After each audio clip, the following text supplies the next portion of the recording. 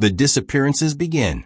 The summer sun of 1876 hung heavy over the rolling hills of Woodford County, Kentucky, casting long golden rays across endless acres of tobacco.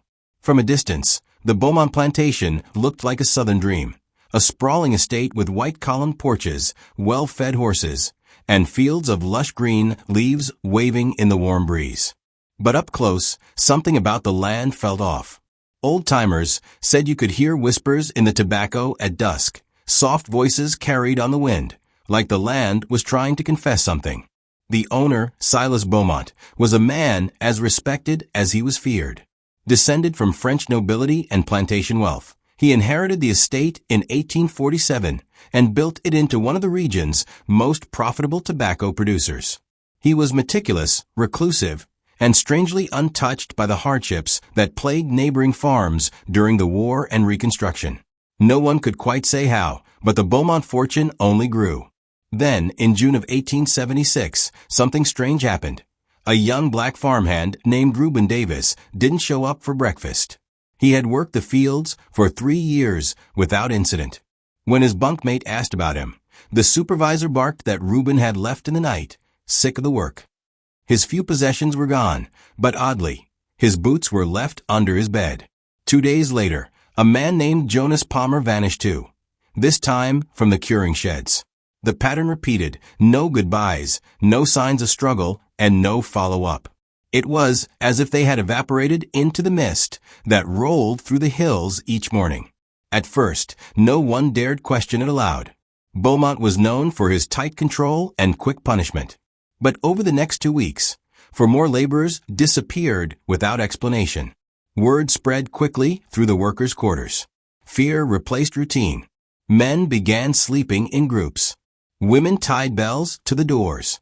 Someone even nailed a Bible over the bunkhouse threshold. It didn't help. By the time the 4th week rolled around, 12 workers had vanished, a full fifth of the plantation's labor force. Rumors churned through the community like thunder before a storm. Some believed a sickness had struck the plantation and that the truth was being buried to protect profits. Others whispered about a curse, claiming the land itself was swallowing people whole. The most chilling theory came from Mama Bess, an elderly former slave who lived just beyond the plantation borders. "It's a price for blood money," she said to anyone who'd listen. "That land ain't never been clean. The Beaumonts built their home on bones, and now the bones want justice." But the most unnerving part? The Beaumont family didn't seem concerned. Silas Beaumont continued hosting lavish Sunday luncheons for nearby landowners. His younger sister, Eloise, played piano on the veranda like nothing was wrong. Even the overseers seemed more focused on meeting harvest quotas than finding missing workers. And yet, even in silence, the tension grew. Some tried to leave. A few workers packed up in the night, disappearing down the winding dirt road toward Lexington. But not everyone who left made it. One runaway, Isaiah Bramble, was found 2 days later by the roadside, barefoot, dazed, and unable to speak. He spent the rest of his life in the county asylum, rocking back and forth, mumbling about the voices beneath the floorboards. It was around this time that Dr. Thaddeus Hill, a local physician known for treating rural laborers, began making unexpected visits to the plantation. He wasn't on payroll, yet neighbors noticed his horse tied outside the back entrance more than once in July. Some said he was sneaking in to treat injured workers. Others believed he was trying to uncover something. The truth? He left behind only a single cryptic entry in his medical journal. Visited Beaumont. The eyes. God help me, the eyes. It was dated July 29th, 1876. It was his last entry. He was never seen again. As August approached, the number of missing reached 21. And for the first time, the outside world began to notice. Local pastors began to speak in code from their pulpits, warning of ungodly practices in the fields. Merchants in town whispered of strange wagons arriving at Beaumont after dark, covered and silent. A schoolteacher noted that a group of children who once played near the plantation now refused to go near it, claiming they saw black shapes in the trees and heard crying from the cornfields. Still, there were no investigations, no formal complaints. The Beaumont name was too powerful. The fear it inspired, too deep. And so, the whispers grew louder, until they reached the ears of a determined stranger who had come to town with questions and a pen. That stranger's arrival would mark the beginning of the next chapter in the dark saga of the Beaumont Plantation. The journalist arrives. His name was Elias Finch, a wiry man in his mid-30s with a thin mustache, a notebook always in hand, and the kind of sharp gaze that made men hesitate before lying. He arrived in Midway, Kentucky on the dusty morning of August 3, 1876, stepping off the train like someone who already knew exactly where he was going. Officially, Elias was a reporter for the Louisville Courier-Journal, but unofficially, he was known among small-town sheriffs and plantation owners as the man who ruined careers. His work exposing corruption in rail companies and local jails had made him enemies and a reputation. When he heard whispers of dozens of missing workers from one of Kentucky's wealthiest plantations, he knew something rotten lay beneath the surface. Elias checked into the modest Mill Creek Inn, and by evening he was seated in the town's only tavern, sipping black coffee and asking the kind of questions that made the bartender sweat. "You ever hear about trouble at the Beaumont place?" he asked a weathered man with tobacco-stained fingers. "Folks gone missing? Strange wagons." The man grunted, looking away. "People talk too much round here," he muttered. "Best not to poke where the crows circle." That same night, Elias visited the county clerk's office, examining labor rosters and property ledgers. Strangely, he noticed inconsistencies. The Beaumont records listed 178 workers for the year, but payroll logs only mentioned 142 by name.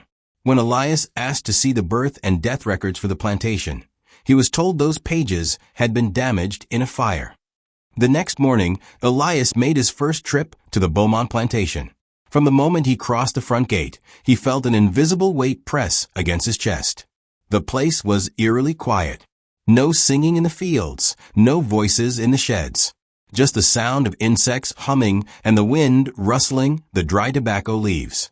He was met by Overseer Clancy, a stout, balding man with cold eyes and a shotgun slung over his shoulder. "State your business," Clancy barked. "I'm with the Courier-Journal," Elias replied calmly. "Heard there's been some unrest among your workers. Disappearances. I'd like to speak to Mr. Beaumont." Clancy's jaw tightened. "Mr. Beaumont doesn't entertain strangers." Elias smiled politely. "Then perhaps I can speak to the staff." Clancy paused. "Ain't no staff but field hands. And they don't talk to newspapers." Still, Elias was allowed to walk the grounds, under supervision. What he saw disturbed him.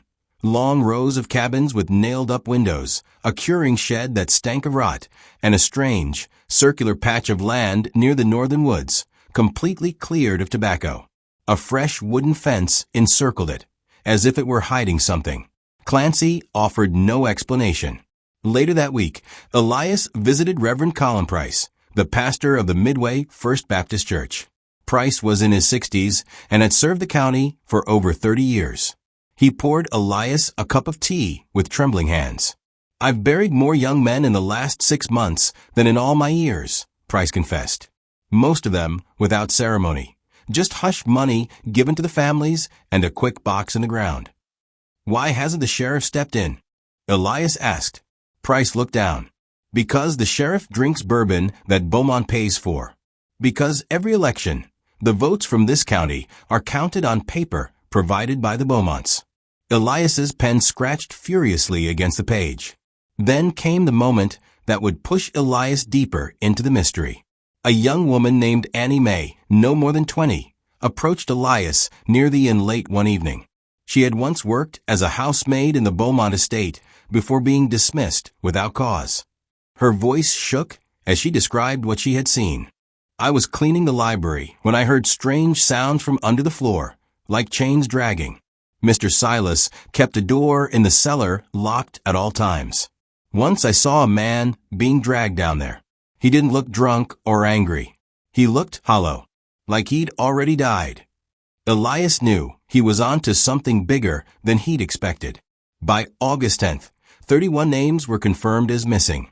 Elias wired his editor, but strangely, the telegraph operator reported the message failed to send. Twice. Storm damage, he said nervously, though the skies had been clear for days. That night, Elias saw something from his window. A wagon leaving the plantation under cover of darkness.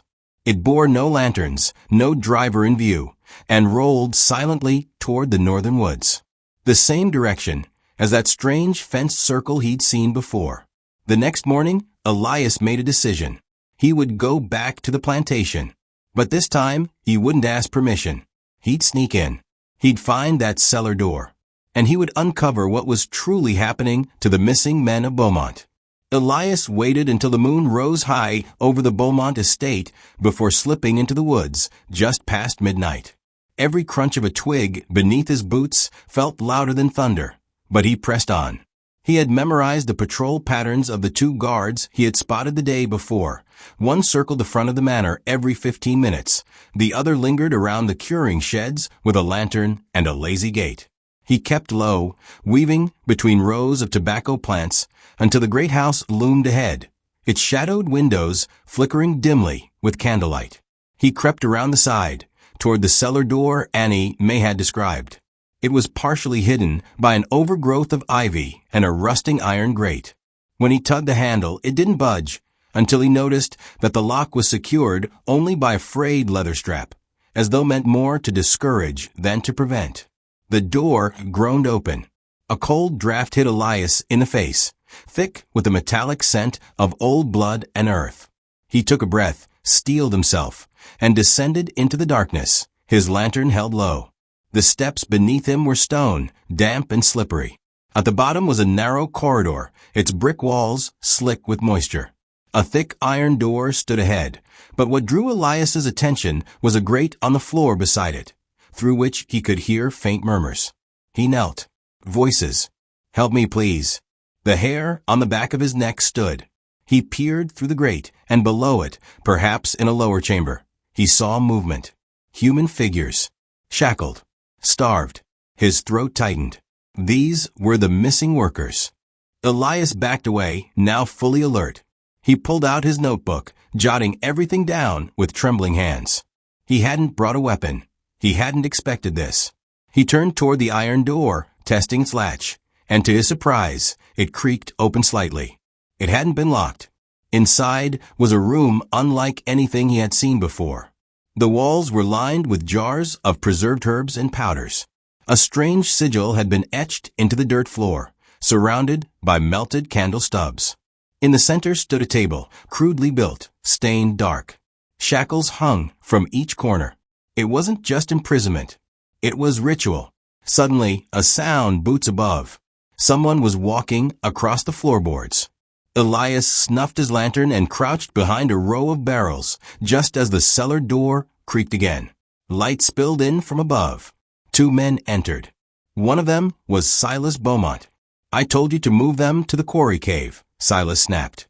"That girl, the maid, said she saw something." The other man, whom Elias recognized as Overseer Clancy, grunted. "She's already been paid off and put on the train." Silas's voice was calm but ice cold. "You think money will stop this from spreading? 41 missing hands? That's a ledger someone will read eventually. Then maybe we need to make sure there ain't no more ledgers." There was a pause. Elias dared not breathe. "You know the price, Clancy," Silas muttered. "We both pay it. Every generation since grandfather. The land stays ours, but blood keeps it fed." Clancy spat. "This ain't what I signed up for." "No one signs up for it. We're born into it. You think I enjoy it? You think I don't hear them at night?" He gestured toward the lower grate. Then, Silas said something that chilled Elias to his bones. 41 souls buys us 20 more years. That's what the book says. And if we don't finish the offering by the harvest moon, it'll take us instead. Silas turned to leave. "Tomorrow we finish it." As the two men disappeared back up the steps, Elias sat paralyzed. A ritual sacrifice? Some inherited deal with what exactly? Once the coast was clear, he crept out, silently as he had come, and vanished into the woods. By dawn, Elias had returned to his room at Mill Creek Inn. He scribbled furiously in his journal, but he knew this was more than ink and paper. He needed to reach his editor. He needed to get this story to someone with power. But the morning's surprise would change everything. He stepped into the town's post office to send his notes and found the telegraph operator dead. Slumped over his desk, lips blue, no sign of a struggle. Beside his hand was a crumpled piece of paper. Elias opened it. A single word, written in shaky script. Run. The message, just one trembling word. Run, haunted Elias as he stumbled back out onto the quiet streets of Mill Creek. The early morning sun hadn't yet warmed the town, and everything felt eerily still, like the world had paused to hold its breath. The postmaster's body was still slumped over the desk inside, untouched, unnoticed. No townspeople rushed in. No alarm was raised. Elias realized with a jolt they already knew. He pocketed the note, heart pounding. What had he stumbled into? He had expected a missing persons case tied to greed or corruption, but this was deeper, older, wrapped in blood rights and generational curses. He looked around at the sleepy town and saw it differently now. The butcher sweeping his stoop, the schoolteacher walking past with a basket of books. They weren't innocent bystanders. They were part of this. He returned to the inn to gather his things. The innkeeper, a soft-spoken woman with graying hair and a crooked smile, watched him with unusual interest. "Off so soon, Mr. Wright?" she asked sweetly. "Just remember to pressing matter back east," Elias said, forcing a smile. She nodded. "Before you go, you should try the cornbread. It's our specialty." The way she said it chilled him. He declined and hurried up to his room. Inside, he found his door ajar. The room had been searched. His satchel lay open on the bed. His notebook gone.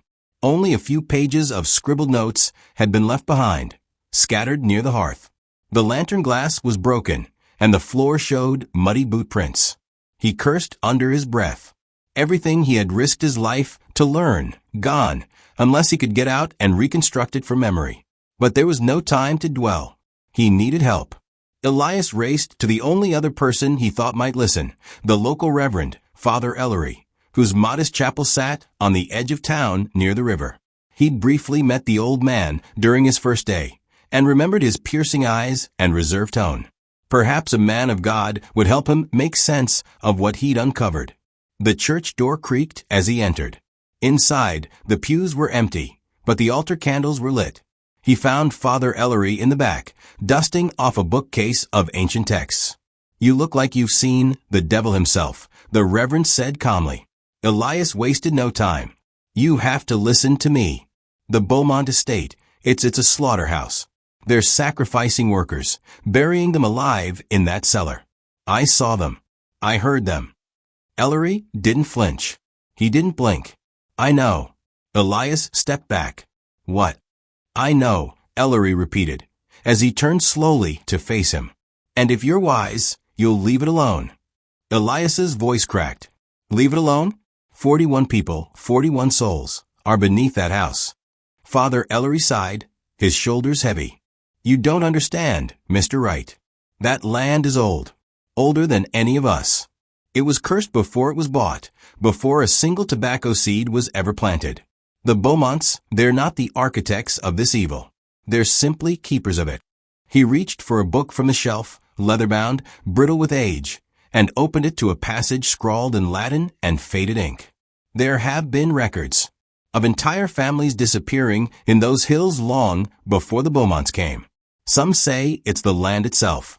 Others say it's what's beneath it. But either way, blood keeps it quiet. Elias stared, unable to form words. Father Ellery continued, "Every few decades, the sacrifice must be made. If it's not, well, then the land takes what it's owed. Entire towns vanish. Crops rot overnight. Children go missing in the fog." The Reverend closed the book. "I don't like it. I pray against it. But I also know when something is too big to fight." Elias felt a bitter heat rise in his chest. "So you let it happen. You let them die." "I've buried more men than I can count, son," Ellery said softly. "Some with names. Most without." The door creaked behind them. Elias turned to see a shadow cross the stained glass window. "They're watching you now," Ellery whispered. "They know you know, and they won't let you leave without a cost." Elias backed away, gripping the note in his pocket. Run. It was no longer a warning. It was a command. As he bolted from the church, he realized something far worse. The town wasn't just aware. It was complicit. From the innkeeper to the sheriff to the postman who tried to help, they were all just gears in a machine powered by something far older and darker than greed. He had to find proof. Real proof. Something that couldn't be burned or stolen. And he had to do it before the harvest moon, the time the Beaumonts would finish what they'd started. Elias didn't sleep that night. The Reverend's words echoed in his mind, twisting like the smoke from a dying candle.